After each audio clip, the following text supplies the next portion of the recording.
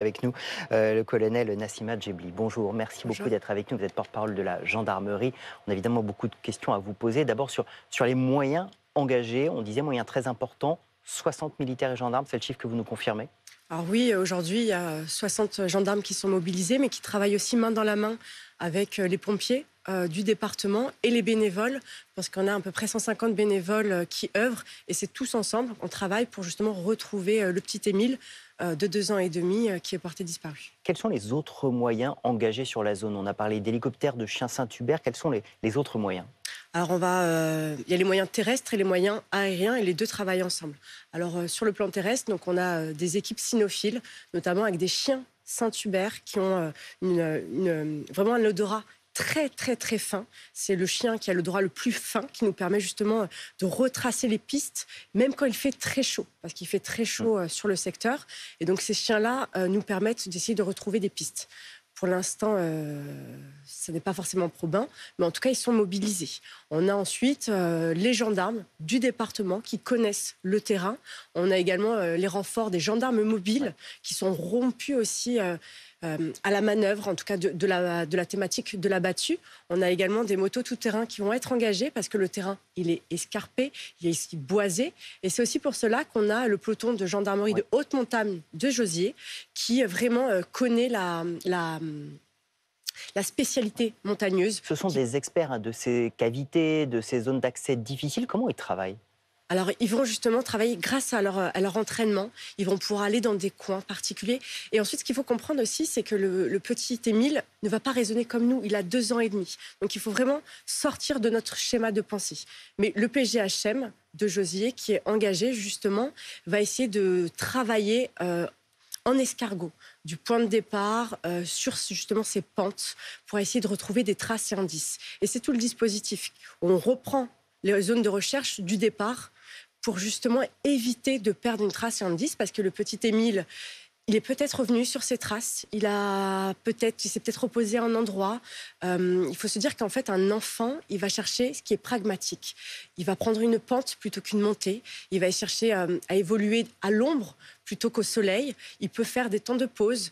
Les maisons, elles sont aussi fouillées parce qu'il a pu se réfugier justement dans une cave ou dans un cabanon pour se mettre à l'abri ou rechercher à boire ou à manger. Donc c'est pour ça vraiment qu'on est sur une recherche de personnes très particulières. On est vraiment sur un enfant en bas âge. C'est très intéressant parce que vous nous expliquez que vous essayez de comprendre comment il réfléchit pour essayer de voir où il va se cacher. Est-ce que vous êtes appuyé par des pédopsychiatres, par des spécialistes de l'enfance qui peuvent vous dire généralement un enfant pourrait avoir envie de faire cela, d'aller plutôt dans tel ou tel endroit? Alors, on est aussi formés. On a aussi la maison de protection de la famille, c'est-à-dire qui connaissent vraiment la psychologie de l'enfant, qui vous donnent des conseils sur la manœuvre opérationnelle. Voilà. Et on essaie vraiment de sortir de notre schéma de pensée.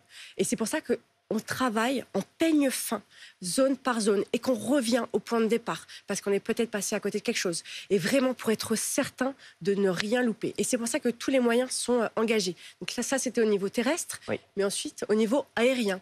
On a effectivement les hélicoptères de la gendarmerie qui sont engagés, avec une caméra thermique. Oui. Comme il fait chaud sur le secteur, les hélicoptères sont passés ce matin à 5 heures, parce que c'est là où il fait le moins chaud. Et c'est là justement où on a plus de facilité pour détecter une présence. Voilà, donc on mobilise tous les moyens On a de été la gendarmerie. surpris que cette caméra thermique ne donne pas plus d'indications.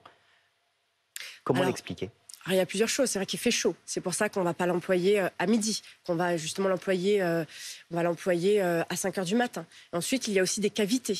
Donc le petit, il a pu se reposer sous une roche. Il y a des zones boisées.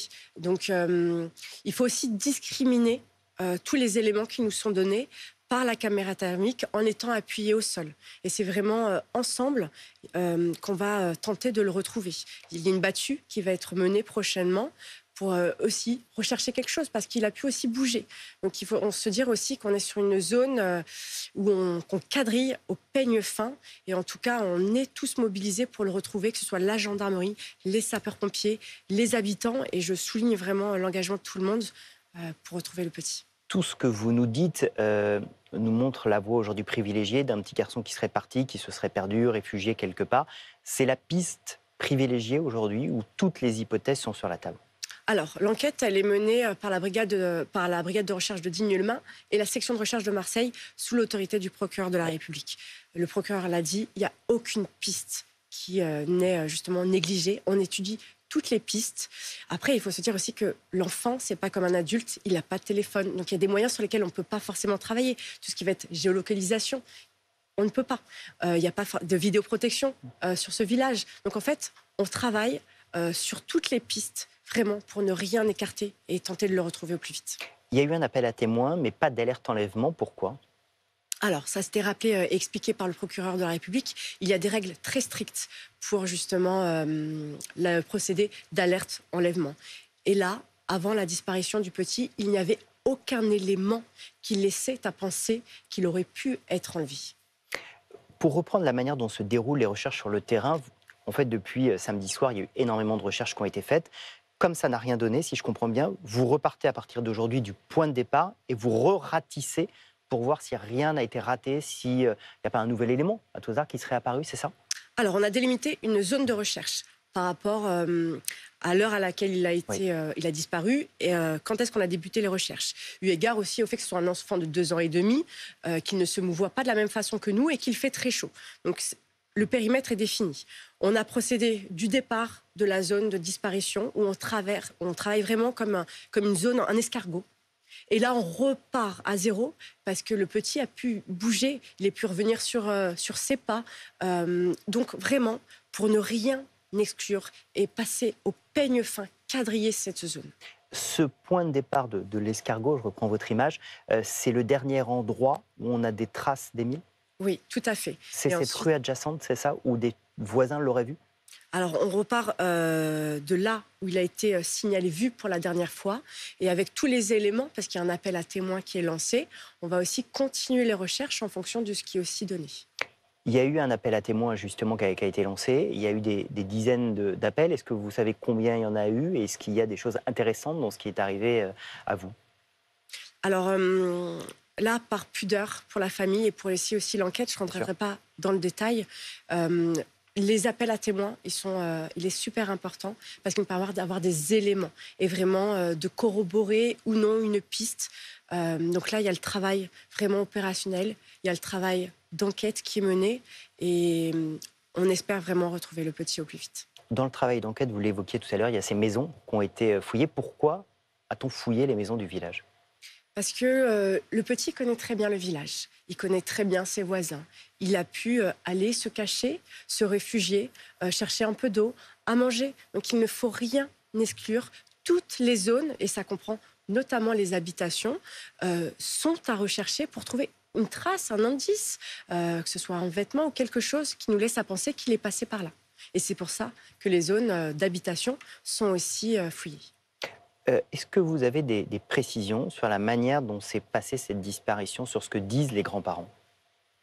Alors, les parents ont été entendus, mais c'est dans le cadre de l'enquête et pour la protection du secret de l'enquête et pour ne pas perturber les recherches, je ne viendrai pas plus en détail et je laisserai aussi le procureur de la République Dans les informations s'exprimer. que le procureur nous a données, en respectant évidemment le secret d'enquête, c'est ses horaires, 17h, 17h15, il est dans le jardin, les grands-parents vont partir en balade. C'est là que tout se déroule, c'est là que tout se joue, c'est la zone essentielle peut-être? Alors, c'est un village qui est isolé. C'est un village qui est à 1300 mètres d'altitude. Les gendarmes sont engagés à 18h le samedi. Oui. Et on est parti sur une montée en puissance. Donc, on a engagé immédiatement tous les militaires, les pompiers disponibles pour retrouver le petit Émile sur la zone délimitée, donc à partir du moment où on a été appelé. Une dernière question, il y a évidemment toutes ces recherches sur le terrain. Est-ce qu'il y a en parallèle des enquêtes qui sont menées pour ne laisser de côté aucune hypothèse, ne fermer aucune porte? Est-ce que la téléphonie est étudiée? Est-ce qu'on recense les gens qui étaient dans le village? Est-ce que toutes les enquêtes se mènent en parallèle des recherches? Alors, vous avez tout à fait raison. En parallèle des recherches opérationnelles, il y a une enquête qui est menée en parallèle. Et tous les deux s'alimentent. L'enquête, elle est diligentée par la section de recherche de Marseille et la brigade de recherche de Digne. Et sur le plan de l'enquête, toutes les pistes sont étudiées. Je crois que vous vouliez passer aussi un message à tous ces bénévoles, tous ces touristes qui viennent prêter main forte et dont on a besoin. Mais peut-être pas communiquer d'informations sur ce qui se passe? Ah oui, alors on remercie tous les bénévoles qui sont engagés, qui font un travail formidable, mais pour vraiment par pudeur et pour protéger un peu les parents, si vous ne pouviez ne pas diffuser d'images sur les réseaux sociaux, c'est vrai que là, la famille vit une véritable épreuve. Je me mets à leur place en tant que maman. Ne diffusez pas d'images, s'il vous plaît.